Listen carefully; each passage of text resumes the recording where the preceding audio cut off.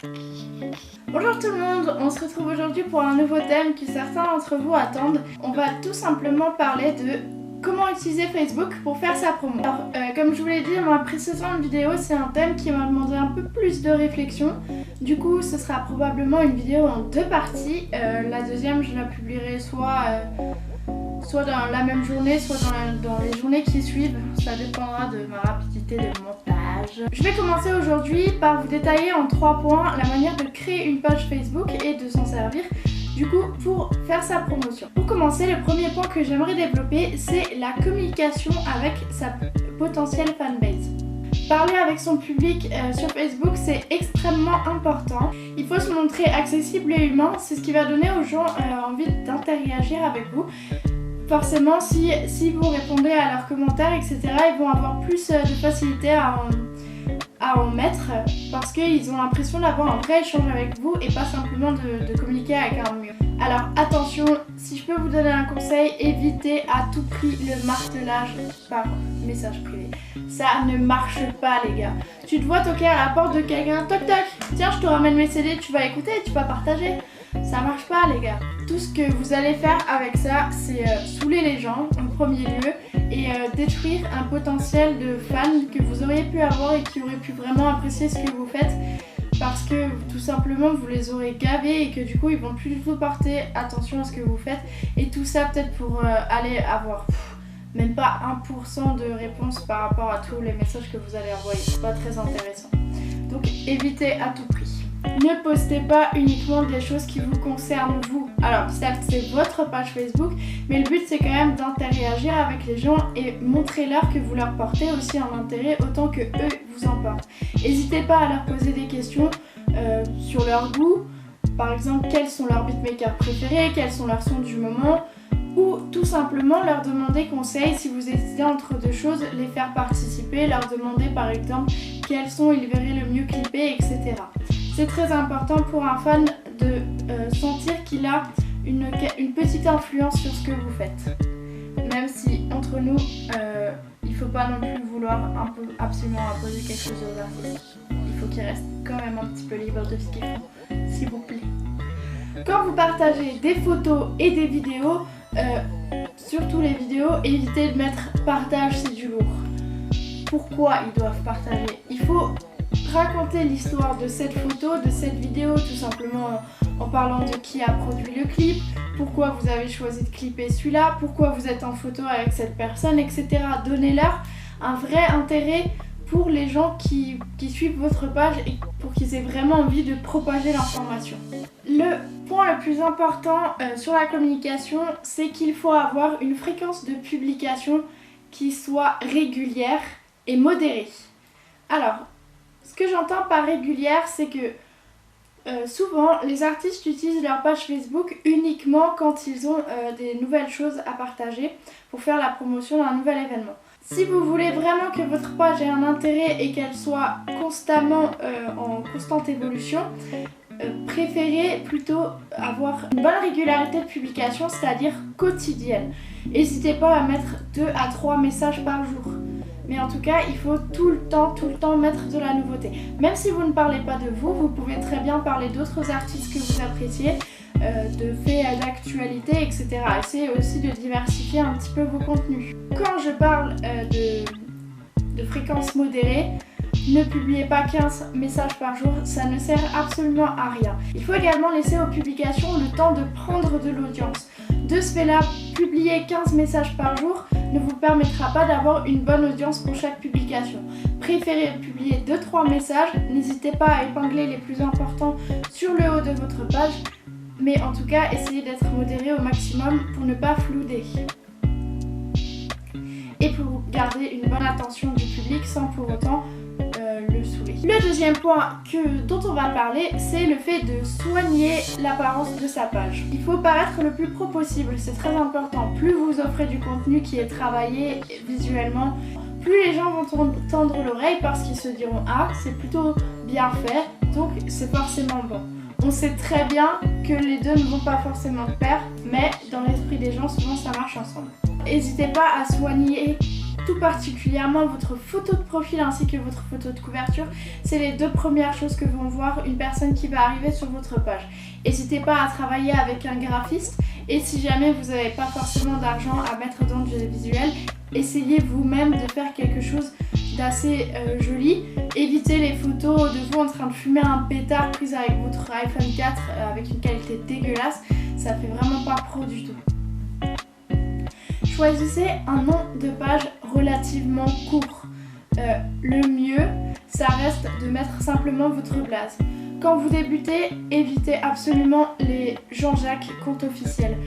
Personnellement, moi je trouve que ça fait un peu pompeux pour un artiste qui débute parce que forcément il n'y a qu'un seul compte, tu vas pas avoir de compte fan.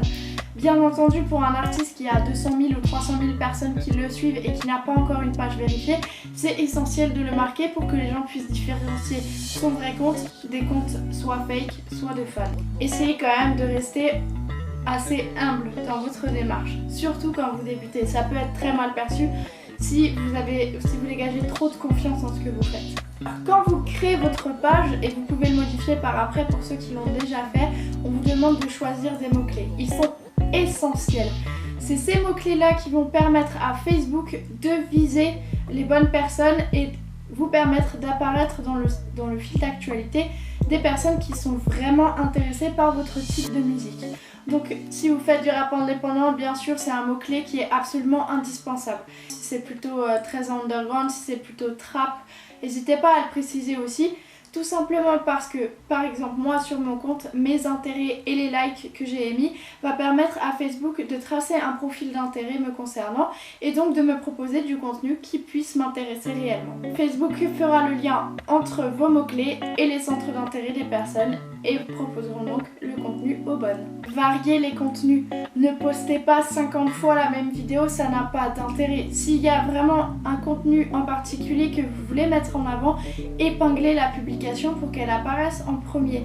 Mais essayez de varier au maximum entre des statuts simples, des photos, des vidéos, des choses qui vous concernent vous, mais aussi d'autres artistes, aussi l'actualité, aussi vos fans. Essayez de diversifier un maximum pour constamment attirer l'attention des gens. Évitez de mettre trop souvent des textes trop longs. 1 fois à 2 fois par semaine, c'est largement assez, voire même parfois trop. Les gens n'aiment pas lire trop. Il faut que votre texte fasse maximum 5 lignes. Essayez d'être le plus clair et concis possible. Après, si une fois vous avez, je ne sais pas, un coup de gueule ou peut-être tout simplement une nuance à expliquer avec plus de détails, faites-le. Mais ne faites pas ça trop souvent. Un point qui est extrêmement important à mes yeux et qu'on néglige souvent sur les réseaux sociaux, c'est l'orthographe. Sérieusement, je comprends absolument que tout le monde n'est pas forcément très doué en orthographe. On fait tous des fautes, mais une page bourrée de fautes, ça fait pas pro du tout. Alors, vous avez 2 solutions. Si vous n'êtes pas très bon en orthographe, vous pouvez très bien faire vérifier par quelqu'un de votre entourage. Et si jamais vous n'avez pas forcément quelqu'un à portée de main, utilisez le logiciel Word. Il a un bon dictionnaire et un bon correcteur orthographique ainsi que grammatical. Parfois, il y a des petites fautes qui vont passer au travers parce que la construction de la phrase n'est pas forcément comme on la ferait normalement en français et du coup ça engendre des fautes d'accord. Mais globalement, ça vous permettra quand même d'avoir une orthographe beaucoup plus juste et d'avoir l'air plus sérieux et plus professionnel. Le 3e point, et c'est sûrement le plus intéressant pour vous, c'est comment utiliser cette fanbase que vous avez composée pour faire votre promotion. Avant toute chose, il faut savoir que les réseaux sociaux aujourd'hui sont des outils indispensables pour la promotion d'un artiste. Du fait de la proximité avec les fans, c'est quelque chose qui aujourd'hui est vraiment ancré dans notre génération. On a besoin de ce contact presque direct avec les gens qu'on écoute. Il faut savoir également que, à force de mise à jour, Facebook a bridé l'audience à 10% de votre potentiel. C'est-à-dire que si vous avez par exemple 100 personnes qui vous suivent sur votre page, il n'y en aura que 10 qui verront vos publications. Donc il faut user d'un maximum de ruse pour essayer de propager au maximum vos publications et d'en tirer la meilleure promotion possible. En premier lieu, j'ai envie encore une fois d'insister sur la photo de profil et les photos de couverture. Outre le fait que c'est le premier visuel qui est vu et qui doit être particulièrement soigné, c'est aussi un excellent outil et totalement gratuit qui vous permet de faire de la promotion pour vos concerts, pour vos futures sorties ou pour peut-être des clips ou pour un album. Vous avez une infime possibilité d'utiliser donc la photo de couverture et la photo de profil pour en faire des flyers ou en tout cas des bons outils de promotion. Là encore, vous pouvez travailler avec un graphiste ou alors si vous gérez un petit peu vous-même, n'hésitez pas à essayer aussi. Vous pouvez aussi faire des choses plus simples, par exemple si vous avez sorti un nouveau clip, mettre simplement un imprimé écran de ce clip en photo de couverture et y mettre le lien dans la description. Alors là, ça s'adresse plutôt aux personnes qui ont du contenu à offrir en échange. Vous pouvez inciter au partage et au like sur votre page en proposant des contreparties à vos fans. C'est-à-dire, par exemple, vous avez sorti un nouveau clip, vous proposez d'offrir 1 ou 2 CD à des personnes tirées au sort parmi les futurs partages de cette publication pendant un laps de temps donné. Mettre simplement partage, les vrais fans le feront, mais si vous voulez vraiment lever l'intérêt des gens, leur donner une contrepartie, ça marche toujours. On fait rarement les choses uniquement pour le plaisir, mais souvent par intérêt. Ça aussi, c'est propre à l'espèce humaine. N'hésitez pas à vous servir des statistiques que Facebook met à disposition pour savoir quelles sont les publications qui ont engendré le plus de portée. Alors, pourquoi ? Non seulement pour savoir si votre contenu intéresse les gens, mais aussi et surtout, il y a un grand intérêt, c'est de contrôler la portée de chaque publication. Celle qui engendre le plus de portée, vous pouvez en faire des brouillons d'exemples pour faire une publication entre guillemets parfaite ou en tout cas suivre une trame qui va vous permettre de générer une bonne portée. Du coup, c'est un brouillon que vous pourrez utiliser pour de prochaines publications du même type en essayant de respecter au maximum la trame et du coup de vous assurer un grand intérêt de ce public. Facebook met à disposition un outil de sponsorisation pour vos publications. Bien entendu, c'est contre une petite rémunération. Je voudrais souligner quelque chose avec vous, ça ne sert absolument à rien de sponsoriser une publication dès sa sortie. Je vous explique pourquoi. Facebook vous propose des tarifs pour avoir un certain nombre de portées de publication. Souvent, il s'élève à 2 à 3 fois la portée actuelle. Une publication qui n'a une portée que de 200 personnes pourra engendrer une portée de 600. Pareil pour une publication qui a 2000 pourra engendrer jusqu'à 6000 personnes. Mais une chose à savoir, c'est que c'est quasiment le même tarif dans les deux cas. Donc vous avez bien plus intérêt à sponsoriser les publications qui ont déjà une grande portée pour l'augmenter encore plus. Sponsoriser une publication, c'est intéressant, mais seulement si vous êtes sûr de pouvoir vous assurer déjà vous-même une bonne portée de publication. Sinon vous allez dépenser beaucoup d'argent pour rien en fait, puisque vous pouvez très bien réaliser le même chiffre tout seul. N'hésitez pas à caler vos liens pour votre site officiel, votre lien YouTube ou je ne sais quoi un petit peu partout dans les descriptions de vos photos ou en les ajoutant sur les statuts ou dans les commentaires épinglés. C'est pas intéressant par exemple de publier tout le temps la même vidéo, on va avoir 50 fois la miniature sur votre page, du coup il faut user d'autres petits stratagèmes et notamment par exemple, vous publiez un article sur un fait d'actualité qui a un rapport avec un son que vous avez écrit. N'hésitez pas du coup à le partager sur votre page et à mettre le petit lien en supplément en dessous 2-3 lignes après pour qu'il ne soit pas visible tout de suite.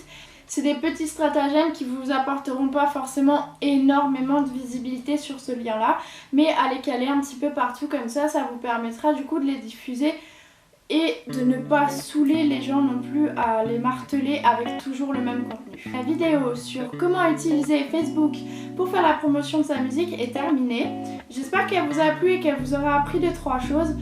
N'oubliez pas qu'il y en a une deuxième qui arrive avec des trucs et astuces qui sont beaucoup plus pointus où je vous montrerai vraiment visuellement comment utiliser ces astuces-là. Si la vidéo vous a plu et que vous aimeriez qu'on en fasse sur d'autres réseaux sociaux, n'hésitez pas à lire dans les commentaires. N'oubliez pas le petit pouce bleu avant de couper la vidéo. Si vous avez des idées de sujets que vous voulez traiter, n'hésitez pas à me le dire ou simplement à me contacter sur mes réseaux sociaux pour m'en faire part. Je vous souhaite une très bonne journée.